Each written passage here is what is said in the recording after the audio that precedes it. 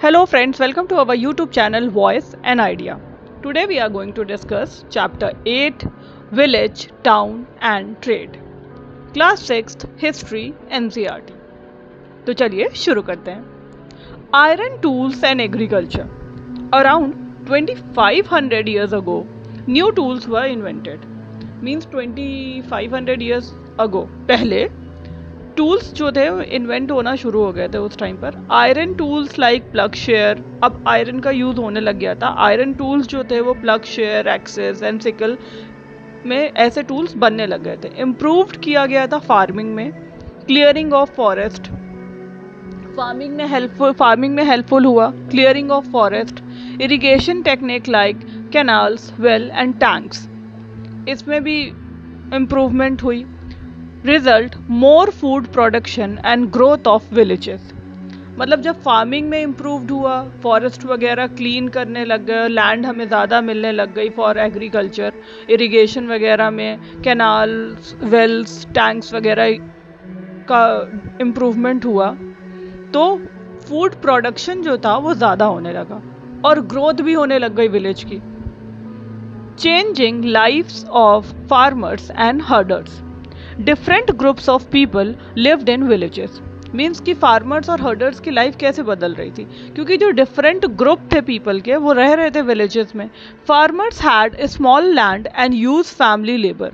Farmers का कैसे था, फार्मर्स के पास कैसा स्मॉल लैंड्स थी और वो फैमिली लेबर्स, उनके जो फैमिली मेम्बर्स थे वही काम करते थे. Big land owners hired labourers. लेकिन जो बिग लैंड ओनर्स थे उनका क्या, वो हायर कर लेते थे लेबरर्स को. हर्डर क्या करते थे, रेज्ड करने लग गए थे animal for milk and trade.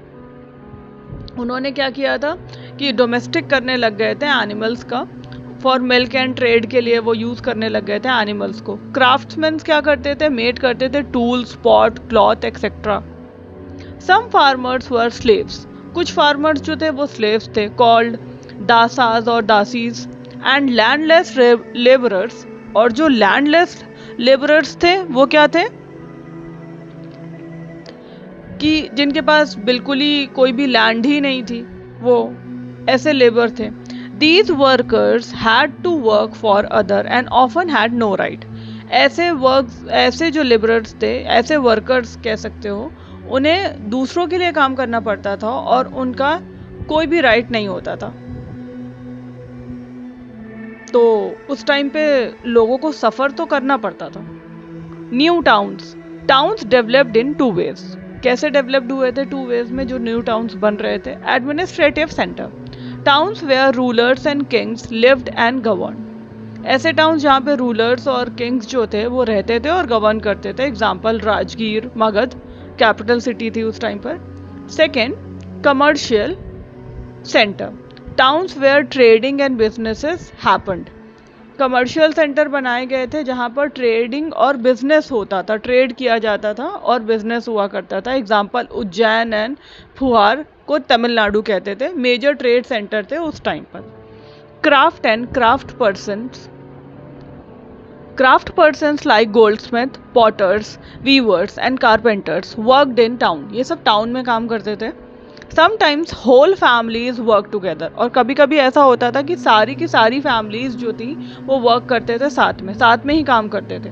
इन मदुराई, तमिलनाडु, जो मदुराई था आज की डेट में तमिलनाडु, क्राफ्टमैन्स वर organised into guilds like today trade unions. जो क्राफ्टमैन थे वो ऑर्गेनाइज्ड हो गए थे गिल्ड्स में, जैसे ट्रेड यूनियंस के तौर पर आज. Trade and traders. जो ट्रेडर्स थे वो ट्रैवल्ड करते थे by road and sea even to foreign lands. मतलब जो उस टाइम पे ट्रेड और ट्रेडर्स थे, ट्रेडर्स भी ट्रैवल करते थे रोड्स के थ्रू और सी के थ्रू, मतलब समुद्र के थ्रू वो फॉरेन लैंड्स पे भी जाते थे ट्रेड करने के लिए. एक्सपोर्टेड गुड्स लाइक, कैसे क्या एक्सपोर्ट करते थे वो और कौन से गुड्स, जैसे स्पाइसेस, पर्ल्स, आइवरी, टेक्सटाइल, ये सारी चीज़ें वो एक्सपोर्ट करते थे. India had international trade with Rome, China, South East Asia. मतलब इंडिया का उस टाइम भी इंटरनेशनल ट्रेड होता था फॉरेन लैंड से, मतलब सी के through.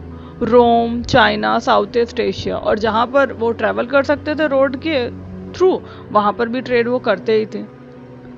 Trade by sea, port like Arikamedu and Puhar were important sea ports. उस टाइम पर ये दो इम्पॉर्टेंट सी पोर्ट्स होते थे।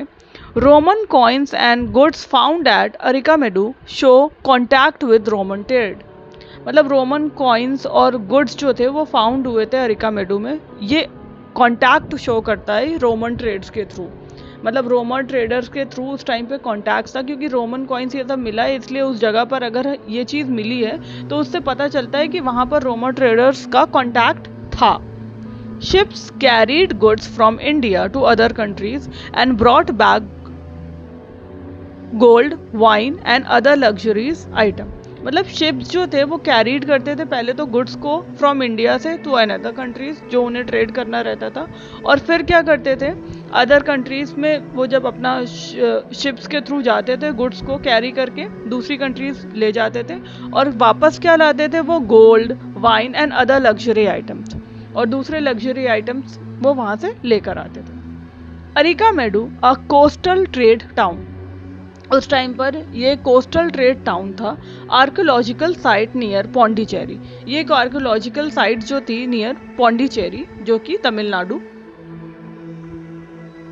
Ruins show it was Roman trading port, और जो वहाँ पे चीज़ें मिली हैं वो शो करता है कि रोमन ट्रेडिंग पोर्ट होता था वो उस टाइम पर, पहले के टाइम पर वो एक रोमन ट्रेडिंग पोर्ट था। फाउंड क्या क्या हुआ है वहाँ से, रोमन पॉटरीज फाउंड हुई हैं, ग्लासवेयर्स फाउंड हुए हैं, बीड्स फाउंड हुई हैं, आयरन टूल्स फाउंड हुए हैं। तो Indian and Roman traders exchange goods here, तो मतलब क्या था कि इंडियंस और जो रोमन्स के ट्रेडर थे वहाँ पर एक्सचेंज करते थे गुड्स, और ये एक कोस्टल ट्रेड टाउन होता था पहले के टाइम पर। तो आई होप आपको ये क्लास समझ आई होगी।